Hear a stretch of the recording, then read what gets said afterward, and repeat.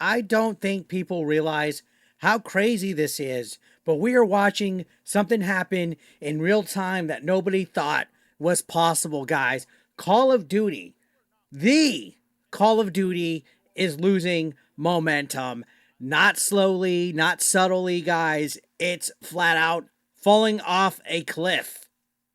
And the wildest part of all this is most players didn't even notice the new Call of Duty launched already because it's not trending, it's not dominating, it's not even sparking the usual hype cycle at this point, guys. It's a fart in the wind. This is the first time in over a decade where the community is openly asking, is Battlefield actually the better shooter right now? And based on the early numbers and the industry signals that we're seeing at the moment, that's not a crazy question to ask. This could be the year where Battlefield easily, of all franchises, steps in and steals Call of Duty's crown. Now, Arc Raiders is also right up there neck and neck with both Battlefield and Call of Duty, but that's a whole different story, guys. But if Battlefield takes over and becomes the new king of the AAA shooter landscape, that would completely reorder it. And let's go ahead and get into why, guys. The House of Cards is finally shooketh. Shooketh the house down, guys. For years, Activision has been operating with this internal belief that Call of Duty is too big to fail. And usually when people get that mindset, oh, we're too big to fail, stuff goes wrong. Murphy's Law, guys. What can go wrong will go wrong. And apparently releasing the same release with a little bit of minor touches here, but really no innovation, no transpiration annually, and thinking you could do it indefinitely is a bad thing, guys. There's already 4 more Call of Duty releases planned. 4. 4 freaking releases planned at this moment. They're operating like nothing could ever dethrone them, and that's why they don't even try, guys. But now we're seeing the consequences of that attitude. The turntables are turning. It's safe releases. It's recycled ideas, it's predictable settings, and it's a franchise that feels like it's been on autopilot for about half a decade at least, guys. They're not even trying. They're not collapsing because one game was bad. It's not like, oh, Black Ops 7's bad, they're collapsing. It's collapsing because they assumed that nobody would ever challenge them. Nobody would ever get sick of their shit. And then Battlefield stepped it up with a real military shooter again, guys. Now, let's talk player counts, because if we take a look at the Steam databases and the player counts, this is where the cracks really start to show. Call of Duty Steam presence used to spike massively every time a new title dropped, but check out the pattern, right? According to the numbers that I got in front of me, Black Ops 6 had a 315,000 peak. Modern Warfare 3 had a 190,000 peak. Black Ops 7 is apparently barely scraping 100K. And Battlefield 6 is still comfortably above 100K weeks after release. They had a head start, right? Now, Steam isn't the whole ecosystem. I get that, guys. Call of Duty's also on battle.net. They're on Game Pass.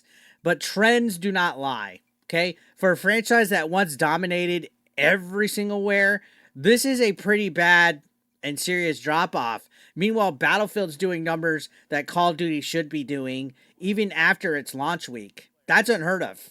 All right, this is Call of Duty's launch week, and they're struggling to surpass a game that came out weeks ago. That's bad. Now, let's talk about the first sales data, which looks like it's a gut punch. Black Ops 7 had a smaller physical launch than Battlefield 6 in the UK. Physical sales are tiny compared to digital. Let's admit, most people buy digitally. We already know that assumption, guys. Call of Duty is overwhelmingly digital now, too, especially with like Game Pass. A lot of people just play this digitally, myself included. But direction matters. Momentum matters, guys. And Call of Duty losing any category to Battlefield is a massive signal that things are changing. Okay, things are afoot at the Circle K. Digital numbers will paint the full picture, but I would not be shocked if Battlefield straight up outsells Call of Duty this year. And it looks like they're going on that pace, especially when you see all the refunds and all the backlash that Black Ops 7 is getting at this point. And if that happens, guys, that's a financial nightmare for Activision when you consider that the development costs are so high. The budget for Call of Duty is just extremely overwhelming, guys. The development costs are out of control. Now, there's court documents from the Microsoft Activision case that revealed the real cost of these games. Black Ops 3 was apparently $450 million. Modern Warfare 2019 was $640 million. And Cold War was $700 million. And those were all before inflation, before salary increases, guys, before expanding teams across multiple studios.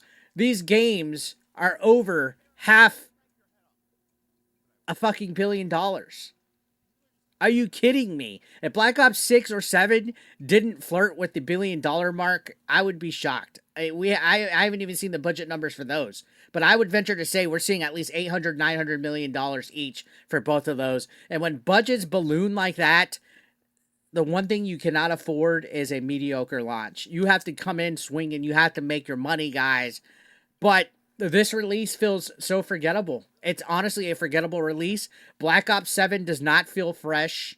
Okay? It doesn't feel bold. It doesn't feel like a new era of Call of Duty. It feels like an expansion of Black Ops 6. This is like Black Ops 6.5 with some movement experiments that players don't give a fuck about. The identity is gone.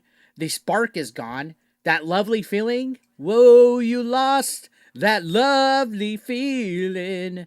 The Call of Duty event energy is gone. I mean, the only thing that saved it is GameStop still had its midnight releases, but it doesn't have that energy, right?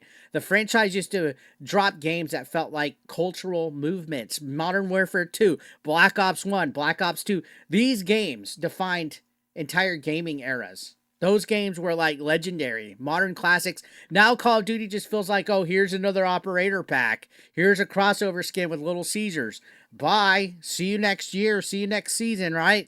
The series stopped evolving and it started just chasing memes. We had Beavis and Butthead, the last Call of Duty. Battlefield has quietly seized the opportunity now. And I hope they keep the momentum. I know they're wobbling a little bit, but Battlefield delivered a straightforward, grounded, no nonsense military shooter. And guess what? People enjoyed it. People loved it. Turns out not everyone wants to fight alongside cartoon mascots or WWE characters. Some people just actually want a shooter.